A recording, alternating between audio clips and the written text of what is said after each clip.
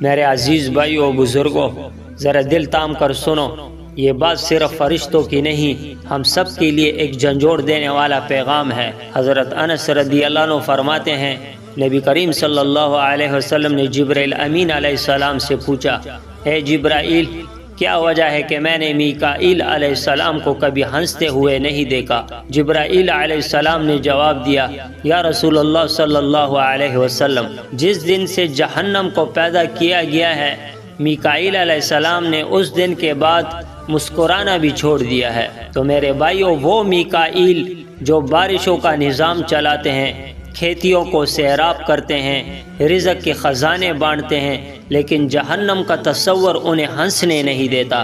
تو ذرا سوچو میرے بھائیو، فرشتے معصوم ہیں، گناہ نہیں کرتے، پھر بھی اللہ کے خوف سے لرزتے ہیں، اور ہم جو دن رات گناہوں میں ڈوبے ہیں، ہم قہقہے لگا رہے ہیں۔ یہ حدیث ہمیں بتاتی ہے جہنم کوئی مذاق نہیں، یہ کوئی کہانی نہیں، یہ اللہ کا بنایا ہوا حق ہے۔